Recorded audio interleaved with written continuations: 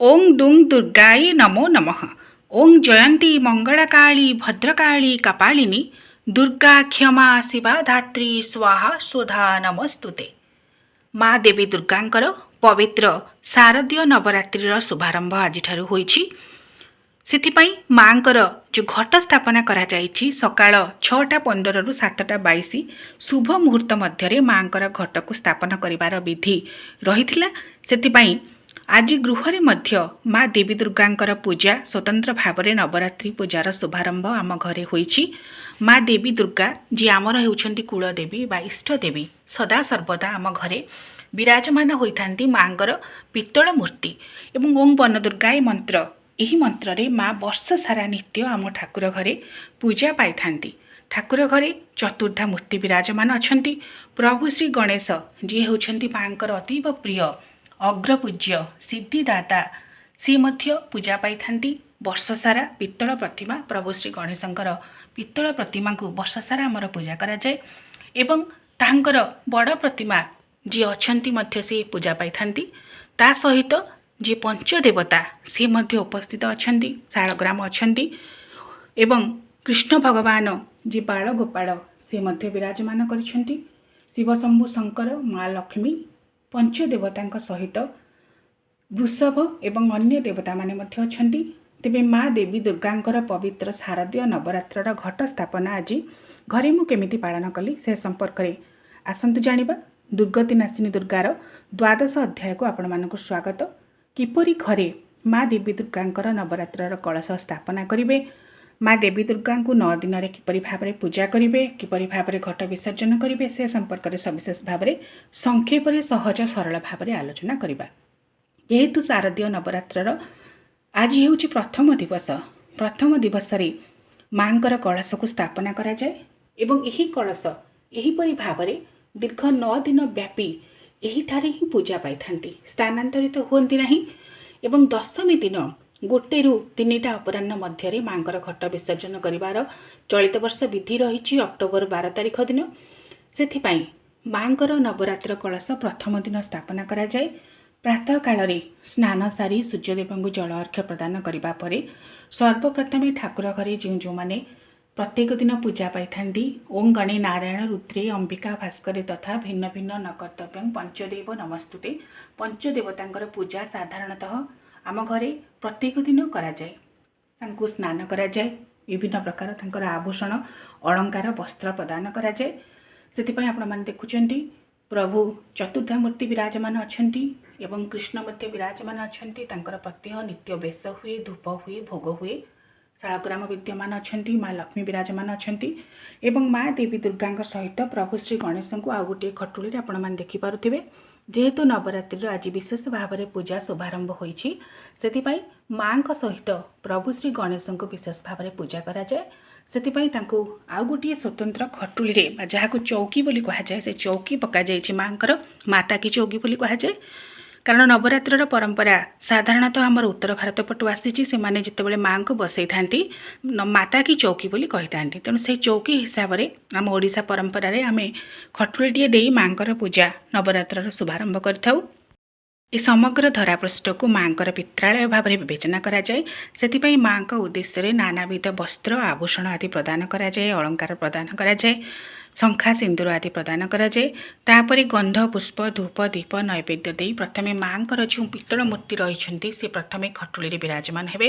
ତାଙ୍କ ପାଖରେ ପ୍ରଭୁ ଶ୍ରୀ ଗଣେଶ ବିରାଜମାନ ହେବେ। ତାପରେ ମାଙ୍କର ଘଟ ସ୍ଥାପନା ହେବ। ମାଙ୍କର କଳସ ବା ଘଟ ମାଙ୍କର ଦକ୍ଷିଣ ପାର୍ଶ୍ୱରେ ବା ଡାହାଣ ପାର୍ଶ୍ୱରେ ରଖିବା ଉଚିତ। ସେଥିପାଇଁ ଡାହାଣ ପାର୍ଶ୍ୱରେ ମାଙ୍କର କଳସ ବା ଘଟକୁ ଆଜି ମୁଁ ସ୍ଥାପନା କରିଛି।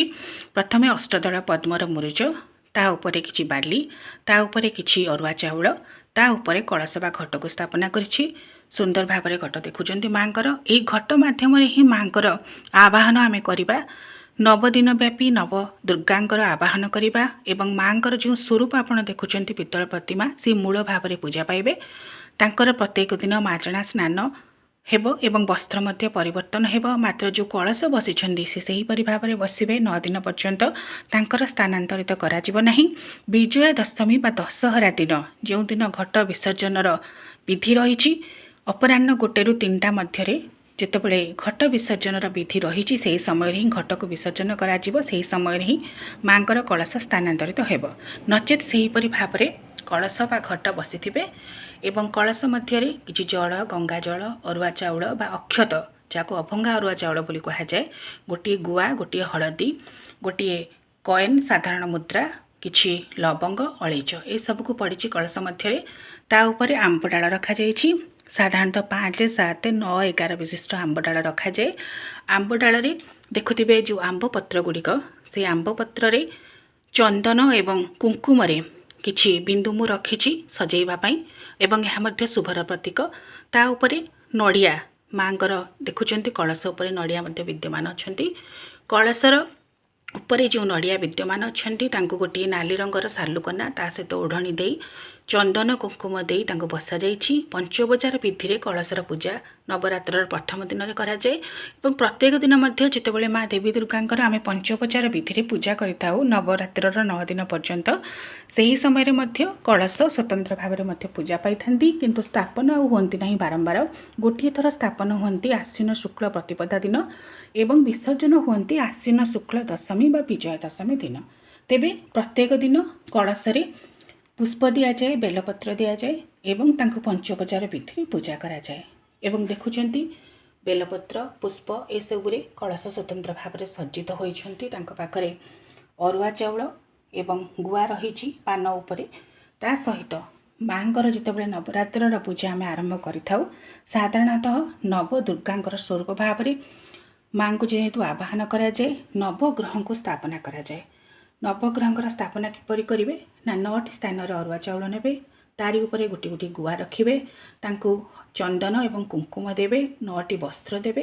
ଏପଟେ 16 ମାତୃକା, ଯିଏ 16 ଜଣ ମାଙ୍କର ସ୍ୱରୂପା, ତାଙ୍କୁ ମଧ୍ୟ ସ୍ଥାପନ କରିବେ। କେହି କେହି ଅଷ୍ଟାଦଶ ମାତୃକାଙ୍କୁ ମଧ୍ୟ ସ୍ଥାପନ କରିଥାନ୍ତି। ତେବେ ମୁଁ 16 ମାତୃକାଙ୍କୁ ସ୍ଥାପନା କରିଛି ଘରେ ଏବଂ ସ୍ୱସ୍ତିକର ଚିହ୍ନ ଆଙ୍କିଛି। କିଛି ହଳଦୀ, କିଛି ଅରୁଆ ଚାଉଳ, କିଛି ଦୁବ ରଖିଛି ଏବଂ ଯେଉଁ ତାମ୍ବୁଳ ଦେଖୁଛନ୍ତି ଏ ସାଧାରଣତଃ ଭୋଗ ବା ନୈବେଦ୍ୟ ପରେ ମାଙ୍କୁ ସମର୍ପଣ ହୋଇଥାଏ। ତେବେ ସ୍ୱତନ୍ତ୍ର ଭାବରେ ମାଙ୍କୁ ସୁନ୍ଦର ଭାବରେ ସୁସଜ୍ଜିତ କରି ନାନାବିଧ ଅଳଙ୍କାର, ପୁଷ୍ପ, ବସ୍ତ୍ର, ନୂତନ ବସ୍ତ୍ର ଆଦି ପିନ୍ଧାଇବା ପରେ ଖଟୁଳିକୁ ସୁନ୍ଦର ଭାବରେ ସଜାଇବେ ଏବଂ ଖଟୁଳି ମଧ୍ୟରେ ମାଙ୍କର ଯେଉଁ ଶଙ୍ଖା, ସିନ୍ଦୁର, ଅଳତା, କଜଳ, ପାନିଆ, ଦର୍ପଣ ଏସବୁକୁ ମଧ୍ୟ ରଖିବେ ଏବଂ ତାଙ୍କ ପାଖରେ କିଛି ଜଳ ରଖିବେ। ଏବଂ ଏପଟେ ଦେଖୁଛନ୍ତି ମାଙ୍କର ଦକ୍ଷିଣ ପାର୍ଶ୍ୱରେ କଳସ ସ୍ଥାପନ ହୋଇଛି ଏବଂ ବାମ ପାର୍ଶ୍ୱରେ এই ଯେଉଁ ମାଟି ପାତ୍ର ରଖୁଛନ୍ତି ସୁନ୍ଦର ଭାବରେ ସଜ୍ଜିତ ହୋଇଛି। ସେ ମାଟି ପାତ୍ରରେ କିଛି ଚନ୍ଦନ ଏବଂ କୁଙ୍କୁମରେ ମୁଁ ସୁନ୍ଦର ଭାବରେ ତାକୁ ସଜେଇ ଦେଇଛି ଏବଂ ସେହି ମାଟି ପାତ୍ରରେ କିଛି ମାଟି ନେଇଛି, ସେଥିରେ ସପ୍ତ ମୃତ୍ତିକା ମିଶାଇଛି ଏବଂ ଜବ ଧାନକୁ ବପନ କରାଯାଏ। ନବରାତ୍ରର ଗୋଟିଏ ବିଶେଷ ପରମ୍ପରା। ମାଙ୍କ ପୂଜାରେ ପ୍ରଥମ ଦିନ ଯେଉଁଦିନ କଳସ ବା ଘଟ ସ୍ଥାପନା କରାଯାଏ, ସେଥିରେ ସାଧାରଣତଃ ଜବ ଧାନକୁ ବପନ କରାଯାଏ ଏବଂ ତା ସହିତ କିଛି ପଞ୍ଚଶସ୍ୟକୁ ମଧ୍ୟ ମିଶାଇଛି, ତାକୁ ସ୍ୱତନ୍ତ୍ର ଭାବରେ ପୂଜା କରିଛି। ପୂଜା ମାଙ୍କର ସରିବା ପରେ ସେଥିରେ ପାଣି କିଛି ସିଞ୍ଚନ କରାଯାଏ ଏବଂ 9 ଦିନ ପର୍ଯ୍ୟନ୍ତ କିଛି କିଛି ଜଳ ସେଥିରେ ସିଞ୍ଚନ କରାଯାଏ। ସାଧାରଣତଃ 2 ଦିନ ବା 3 ଦିନ ମଧ୍ୟରେ ତାହା ଅଙ୍କୁରିତ ହୋଇ ଗଛ ସୃଷ୍ଟି ହେବାକୁ ଲାଗେ ଏବଂ 9 ଦିନ ପର୍ଯ୍ୟନ୍ତ, ଯେତେ ଦିନ ପର୍ଯ୍ୟନ୍ତ ମାଙ୍କର ଘଟ ଆପଣଙ୍କ ଗୃହରେ ଥିବ, ଅର୍ଥାତ୍ ଦଶମୀ ଦିନ ଘଟ ବିସର୍ଜନ କରିବା ପୂର୍ବ ପର୍ଯ୍ୟନ୍ତ ଘଟ ମା ରହିବେ ଘଟ ମଧ୍ୟରେ, କଳସ ମଧ୍ୟରେ, ସେହି ଦିନ ପର୍ଯ୍ୟନ୍ତ ମଧ୍ୟ ଏହି ବୀଜ ବପନ ହୋଇ ଅଙ୍କୁରିତ ହୋଇ ଏହିପରି ଭାବରେ ମାଟି ପାତ୍ରରେ ରହିବ। ଦଶମୀ ଦିନ ଘଟ ବିସର୍ଜନ କରିବା ସମୟରେ ହିଁ ଏହାକୁ ସ୍ଥାନାନ୍ତରିତ କରିବେ। ଉତ୍ତିଷ୍ଟ ପୁରୁଷ ମନ୍ତ୍ରରେ ମାଙ୍କୁ ସ୍ଥାନାନ୍ତରିତ କରିବେ, ସେତେବେଳେ ଉଠାଇବେ, ଜାଗ୍ରତ କରିବେ। ଗନ୍ଧ, ପୁଷ୍ପ, ଧୂପ, ଦୀପ ନୈବେଦ୍ୟ ଦେଇ ପଞ୍ଚୋପଚାର ବିଧିରେ ମା ଦେବୀ ଦୁର୍ଗାଙ୍କୁ ଆବାହନ କରାଯାଏ ଏବଂ ନବରାତ୍ରର ପ୍ରଥମ ଦିନରେ ଯେହେତୁ ମା ଶୈଳପୁତ୍ରୀଙ୍କୁ ଆବାହନ କରାଯାଏ, କାରଣ ପ୍ରଥମ ଶୈଳପୁତ୍ରୀ ବୋଲି କୁହାଯାଏ, ଶୈଳପୁତ୍ରୀଙ୍କୁ ମାଙ୍କର କଳସ ବା ଘଟ ମାଧ୍ୟମରେ ଆବାହନ କରାଯାଏ ପବିତ୍ର ଆଶ୍ୱିନ ଶୁକ୍ଳ ପ୍ରତିପଦା ଦିନ। ତେଣୁ ସୁନ୍ଦର ଭାବରେ ମା ଗୃହରେ ଆଜି ବିରାଜମାନ କରିଛନ୍ତି, କଳସ ସ୍ଥାପନ ହୋଇଛି। 9 ଦିନ ବ୍ୟାପୀ ମାଙ୍କର ଭିନ୍ନ ଭିନ୍ନ ବେଶ, ବିଭିନ୍ନ ବସ୍ତ୍ର, ବିଭିନ୍ନ ଆଭୂଷଣ ମା ପରିଧାନ କରିବେ ଏବଂ ଦଶମୀ ଦିନ ପର୍ଯ୍ୟନ୍ତ ମାଙ୍କର ଏହିପରି ଭାବରେ ପୂଜା ହେବ। ଦଶମୀ ଦିନ ଘଟ ବିସର୍ଜନ ହୋଇସାରିବା ପରେ କେବଳ ଘଟ ଏବଂ ମାଙ୍କର ଯାହା ଯାହା ସାମଗ୍ରୀ ନବରାତ୍ରି ପାଇଁ ମୁଁ ପୂଜାରେ ବସେଇଛି ସେ ବିସର୍ଜିତ ହେବେ। ମାତ୍ର ମାଙ୍କର ଯେଉଁ ମୂଳ ପ୍ରତିମା, ଯିଏ ବନଦୁର୍ଗା ରୂପରେ ପୂଜା ପାଇଥାନ୍ତି ଆମ ଘରେ ବର୍ଷ ସାରା, ସେ ସେହିପରି ଭାବରେ ହିଁ ଆମର ଠାକୁର ଘରେ ନିତ୍ୟ ବିରାଜିତା ହେବେ, ନିତ୍ୟ ପୂଜିତା ହେବେ। ପବିତ୍ର ଶାରଦୀୟ ଦୁର୍ଗୋତ୍ସବ ଏବଂ ନବରାତ୍ର ଅବସରରେ ଆପଣମାନଙ୍କୁ ଅନେକ ଅନେକ ଅଭିନନ୍ଦନ ओम दुम दुर्गाय नमो नमः.